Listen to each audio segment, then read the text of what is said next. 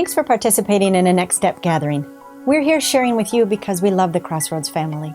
During your time together, you'll have an opportunity to discuss why you are part of the Crossroads family and share how Crossroads has made an impact on your life. You'll also hear more about the vision of Crossroads and the next steps we need to take as a church to live into this vision. You'll have time together to hear about our church finances, how our budgeting process works, and you'll be asked by your Next Step leader to prayerfully consider making a commitment to Crossroads. We're praying for you and that your Next Step gathering is a time where you get to know one another better and hear stories that remind you how Crossroads is a place where faith and life meet.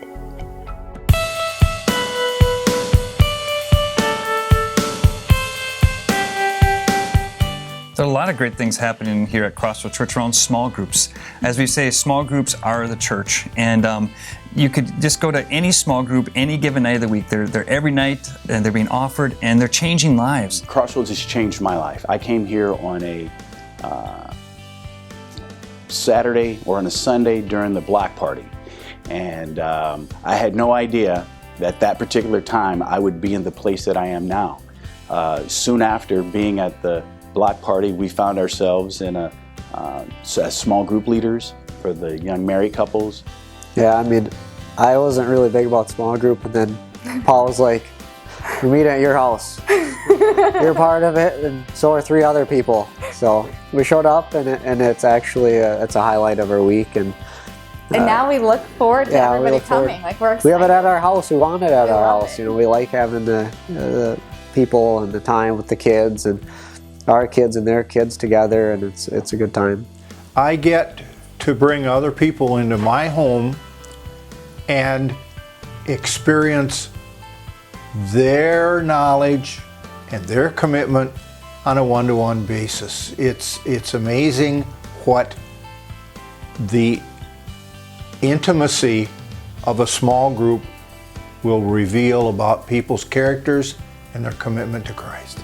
I really enjoy the service and also the small group activities. We've been doing those for almost a year now, and that's been a real important part of why we go to Crossroads. The people that we've met, just the common bond that we found with the other people in the small group have been really fun for myself and my wife to meet other people in the congregation.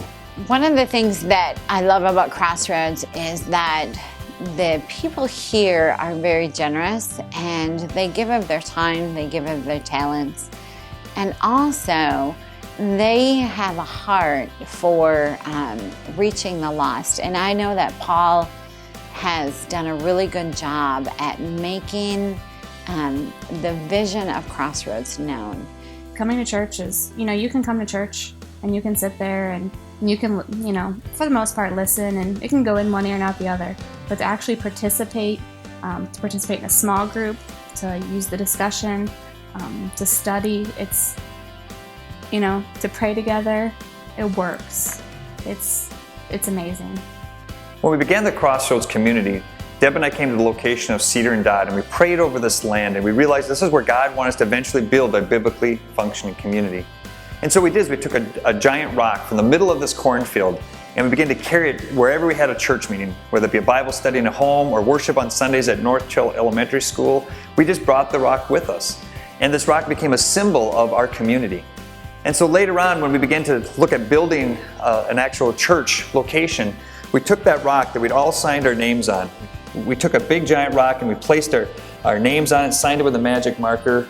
And then when we poured the concrete on the day we poured the footings and the foundation, we placed that rock here in the lobby. And then later on we put this plaque here as a reminder that we placed this rock here. And it says, "Upon this rock I will build my church." Well, what is the rock at Crossroads Church? It's the people. It's you, the family of God. That's the foundation of Crossroads Church. It always has and it always will be. Although we have this beautiful ministry center, this building, the foundation of Crossroads are the people of God who continue to serve Him and to reach more people for Jesus.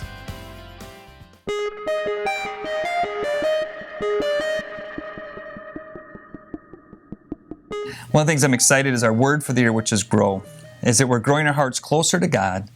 We're growing our leaders to begin to serve in more places, and we're growing more campuses. And so a lot of the testimonies you hear tonight aren't just from the Lakeville campus anymore.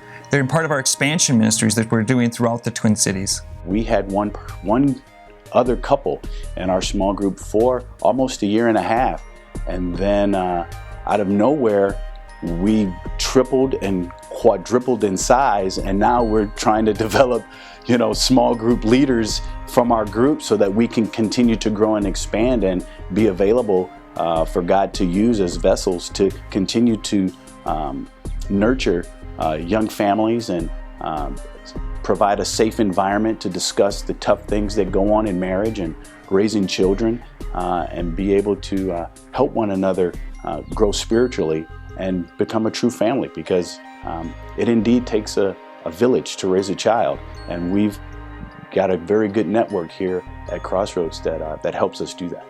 I've been doing some work at the church outside, as you can see, and it's kind of weird. Just some days I've been there, it's like I need to be here. It's kind of like I want to be here right now. And even one day I was driving around and I was struggling with some stuff, and I just turned around and drove to the church. I didn't need to do any work outside because I was caught up for the moment, but I just wanted to sit in the parking lot and look around, and I needed to be there. So Crossroads has a great heart for missions. One of the things that's changing this year is our missions program is going to focus mainly on helping indigenous people plant churches in their homeland, because it's so much easier for a Colombian to reach a Colombian than it is for an American to go and to plant themselves into a community which culturally they don't know anything about.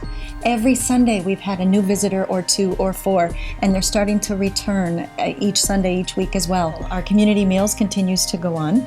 We've got more and more people helping to serve, helping to cook, helping to clean up, and to contribute. The ministry doesn't cost us anything because of the generosity of people that have given, so thank you for that. Because we get to do life together. We get to study whatever the topic it is. We have great conversations and learn from both the Bible and Pastor Paul, and we grow together.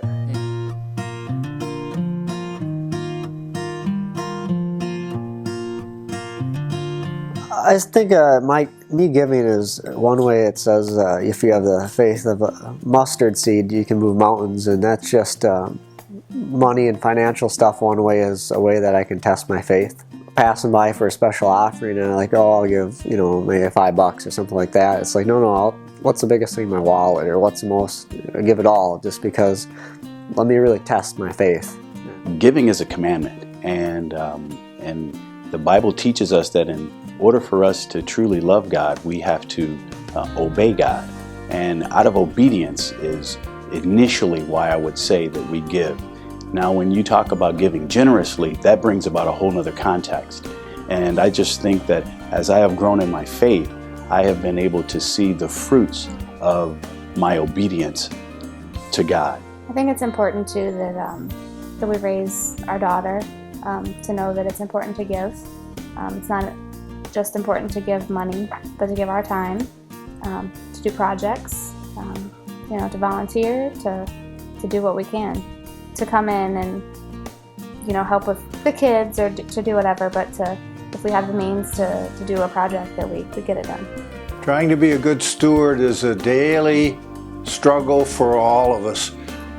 We have things that affect what we do, and it's a champion enterprise that gets people excited enough to want to participate in a monetary fashion, because so many people just say, oh, they'll get it somewhere else. Well, I consider myself one of those somewhere else's. We see what our self-sacrifice of finances brings about to the community, to people that are not as fortunate as we are. And that shows up whether it's the grocery giveaways on Fridays, or whether that's the community meals on Wednesdays, and the coffee and donuts on Sunday mornings. So I think that's a huge part of why we give, and not just give, but give generously, because first out of obedience to God, and then to support the expansion of God's kingdom.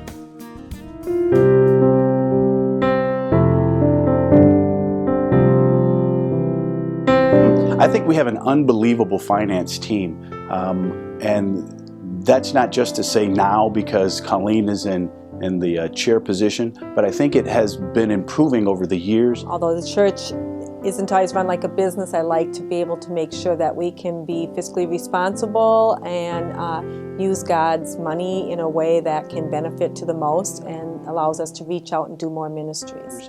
And we are at a very good place where the finances can be accounted for. We can show our return on investments. We can show a tracking system as to how people's accounts are being debited. Our system didn't always allow us to track the credit card giving and the EFTs as well as we now have a system in place.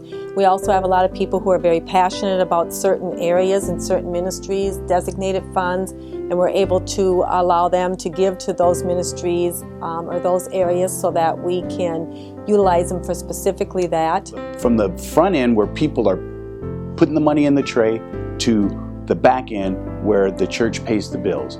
There's a tracking system that's in place and currently still in developing processes to make those systems better. One thing is we were very blessed about a year and a half, almost 2 years ago now, as interest rates have fallen. We took a measure to refinance the mortgage on the building, allowing us to not have as much interest, and so we could pay down the principal a little bit more.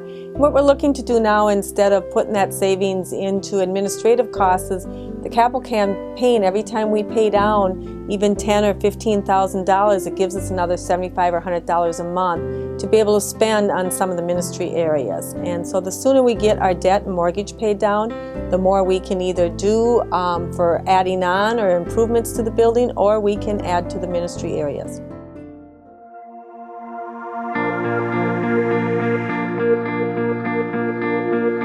There sometimes is a lot of uneasiness when things are moving really fast, but by God's design, He places people in situations not to make them comfortable, but to make them uncomfortable, but He also provides the means. And that's what I believe He's doing at Crossroads right now. So many times we think we can't give, there's nothing left in the budget, and we put everything else first instead of putting our tithing or our giving first.